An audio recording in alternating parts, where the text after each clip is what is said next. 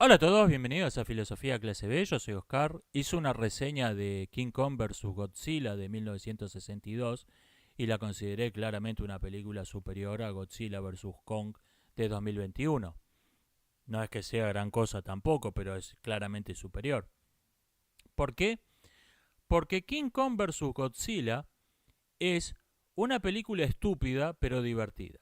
Es una película que es consciente de su propio absurdo, eh, y no tiene ninguna pretensión. Es diversión pura, sabemos lo absurda que es la premisa, pero vamos a filmarla.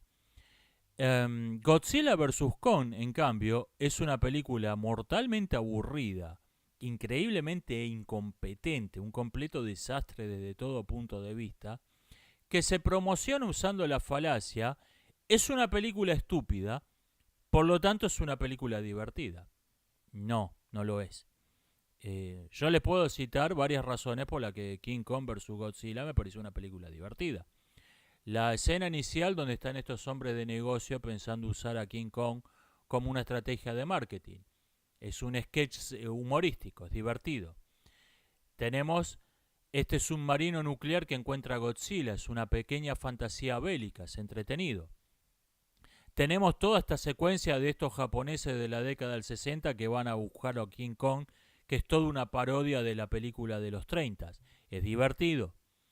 Tenemos la secuencia cuando lo llevan a King Kong de vuelta en una balsa y se les escapa. Otra escena humorística, es divertido. Tenemos otra fantasía bélica cuando el ejército intenta detener a Godzilla, es divertido. Em, y finalmente la pelea entre los monstruos, que quizá es lo menos interesante. Es divertido. Todos los argumentos que me han dado defendiendo Godzilla vs. Kong son argumentos de que es una película estúpida, cosa que no tengo ninguna duda. Me dicen, no podés pretender que Godzilla y King Kong estén media hora conversando sobre el sentido de la vida. No. No es una película de Stanley Kubrick, no. O sea, me están demostrando que es una película estúpida. De ahí no se sigue que es una película divertida, no lo es. Um, ¿Qué pienso del cientificismo filosófico de Mario Bunge? Claro, le llamaría cientificismo a Bunge, aunque no es un pensador con el que esté muy de acuerdo.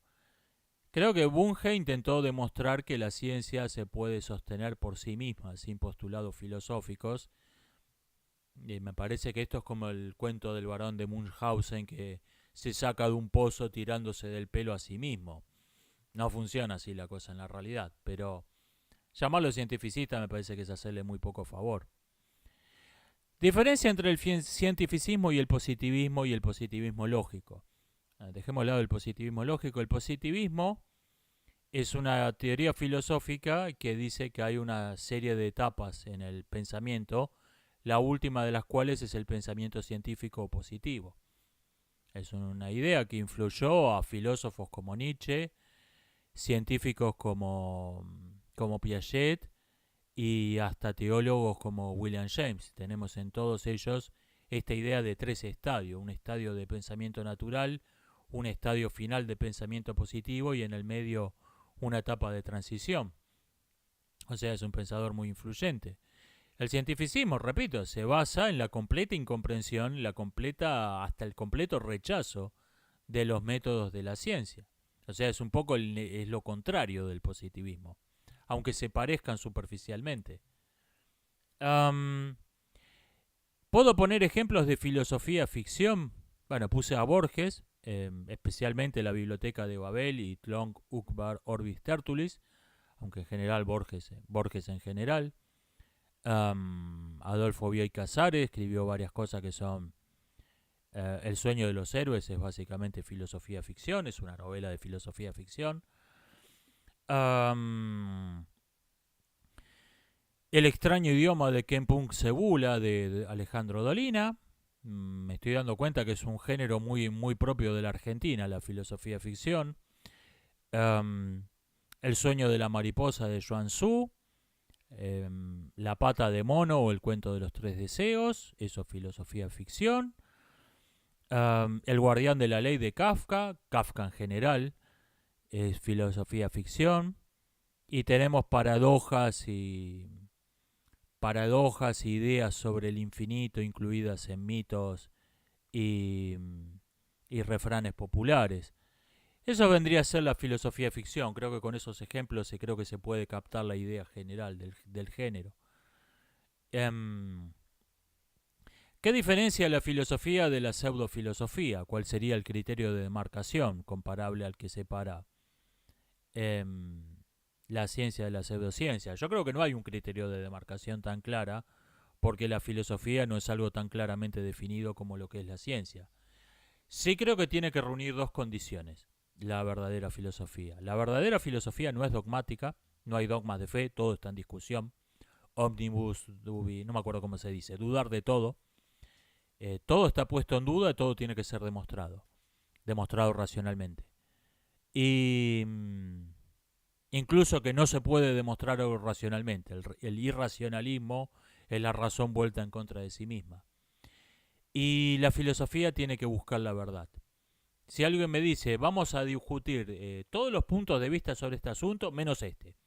Este hay que aceptar que es falso, porque sí, porque lo digo yo y se acabó. Eso no es filosofía. Tenemos esto, hay pensamientos que lo admiten, que no se llaman filósofos. Tenemos la Kalam en el marco de la religión islámica, tenemos la teología en el marco del cristianismo, que te dicen esto no es filosofía. Hay teología y hay filosofía. Son dos cosas distintas. ¿Por qué? Porque la Kalam y la teología admiten dogmas de fe, la filosofía no. Y tenemos el segundo objetivo definitorio, que es la búsqueda de la verdad. Si alguien te dice, como Marx, que me ponían de ejemplo, alguien dice como Marx que el objetivo de su pensamiento no es comprender la realidad, sino cambiarla, no es filosofía. Vamos por llamarlo si querés, pensamiento político, por ponerle un nombre más amable del que usaría yo, pero definitivamente alguien que dice no me interesa conocer la realidad, no es un filósofo. Y si se lo hace pasar a esto que no es filosofía por filosofía, es pseudofilosofía. Del mismo modo que cuando se hace pasar lo que no es ciencia como si fuese ciencia, es pseudociencia. ¿Kant era racista? No. La teoría racial es un fenómeno del siglo XIX. Hay gente que cree que existió siempre. Nada que ver. La teoría racial es algo que se aparece en la Edad Moderna y se vuelve común en el siglo XIX, primera mitad del siglo XX, y se ha vuelto a poner de moda en estos días. Pero hay gente que el racismo existió siempre. No. No es así. En el siglo XVIII la raza no era un asunto. No sé, quizá Kant la tuvo en cuenta, no leí sus escritos de biología. Quizá la tuvo en cuenta como una hipótesis en sus escritos de biología, pero en todo caso no era algo central en su pensamiento. La respuesta corta, no. ¿Cómo valorar una escena de acción en una película? Las escenas de acción son eso, son escenas. Está bien filmada, está bien actuada, está bien coreografiada, es verosímil, encaja en ese momento de la historia, tiene errores históricos. Es una escena. No hay que juzgarla a distinto criterio que cualquier otra escena. ¿Qué pienso del peronismo? ¿Cuánto llevamos de video? El peronismo, voy a ser muy lacónico. El peronismo intentó crear un partido autoritario que funcionara en un sistema democrático. Este fue su proyecto de base. Se hundió en su propia incoherencia. El peronismo fracasó a causa de su propia incoherencia. O se democratizaba el partido o el país se volvía autoritario. Y esto fue lo que ocurrió muy especialmente después de la reelección de Perón en 1951. Argentina se convirtió claramente en una dictadura. Los modos en que había funcionado siempre el partido peronista se extendieron al sistema político. Pasó a gobernarse como se gobernaba el partido, pasó a gobernarse el país. Y no podía ser de otro modo. Esto era una falla, o sea, no es que bueno, falló porque se contaminó la idea esencial. No, falló porque la idea esencial era mala. La idea esencial era una mala idea. ¿A qué filosofía suscribo? Hoy en día somos todos eclécticos quien más, quien menos, de distintas cosas. Agarrando un manual de historia de la filosofía, lo que más me parezco es a la escuela de Antístenes en la antigüedad. O sea, sería un cínico en el sentido filosófico del término, básicamente. ¿Qué pienso de la eugenesia? Vea, dejando de lado la obvia inmoralidad de la eugenesia, no voy a tocar ese tema, voy a decir algo que no es obvio. No es que no sea inmoral la eugenesia, pero voy a decir algo que no es obvio. Al margen de ser inmoral, es una idea que es propia de una civilización decadente. Cuando una civilización está en su esplendor, está en su desarrollo, está en su edad de oro, practica una especie de eugenesia natural, una especie de eugenesia no planificada, no intencional. Simplemente le sale. En una sociedad que está en su esplendor, los héroes guerreros, los grandes pensadores, los artistas admirados, los grandes atletas, son gente prestigiosa, por lo tanto, gana buen dinero, tiene acceso al poder, y son admirados, seducen a las personas del otro sexo. Por lo tanto, reciben propuestas amorosas a diario. Esto lleva a que dejen una descendencia, legítima o ilegítima, no viene al caso, dejen una descendencia mayor que el común de los mortales. ¿Se propone esto mejorar el ganado humano? ¿Se propone esto crear una raza superior? No, pero eso es lo que ocurre. En las sociedades que están en su periodo saludable, en las sociedades saludables también, los peores, los criminales, son encerrados en cárceles o en loqueros, separados de los miembros del otro sexo, por años, enviados a picar cascotes al desierto, o simplemente ¿esto se propone impedir la reproducción de los peores individuos?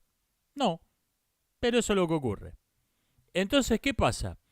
Cuando alguien va en esa sociedad a decir deberíamos seleccionar, guiar la reproducción de la humanidad para crear una raza superior, que por ejemplo lo propuso Schopenhauer a principios del siglo XIX, no es que la idea fuese nueva, le van a responder, para empezar, eso implica un estado totalitario que literalmente se te meta en la cama, literalmente. Y segundo, todos sabemos lo maravillosamente bien que funciona todo lo que está administrado por el Estado. Mientras que el libre mercado sexual naturalmente tiende a mejorar la especie. Entonces, ¿para qué vamos a hacer algo tan antipático, tan obviamente inmoral, y que además probablemente funcione mucho peor que lo que estamos haciendo naturalmente? Entonces la idea es rechazada. La cosa cambia en las sociedades decadentes. ¿Por qué? Porque en las sociedades decadentes son los mejores individuos los que son encerrados, asesinados o condenados, convertidos en parias. Y lo peor, así como se exhiben latas de excrementos, se exhiben en una galería de arte, toda clase de inmundicia humana son promocionadas, tienen el mes de ser admirados en el calendario oficial, son puestos en los museos, son puestos en cargos públicos, ganan dinero. Entonces, para contrarrestar esa eugenesia negativa que está ocurriendo naturalmente, aparece la idea de el Estado debería haber una eugenesia reglamentada, controlada con el Estado, que probablemente acelere todavía mucho peor la degradación de la estirpe que está ocurriendo naturalmente. Es otra forma de la decadencia. Si quedara atrapado en un bucle en el tiempo, ¿qué me gustaría hacer? Cualquier cosa sería una tortura. No sé, una orgía con las 10 mujeres más hermosas del planeta. En un año estaría harto. 4 años. Estaría totalmente harto. La experiencia más placentera del mundo, repetida 1000 veces, es una tortura. Y voy a ir cortando por acá. Nos estamos viendo. Hasta la próxima.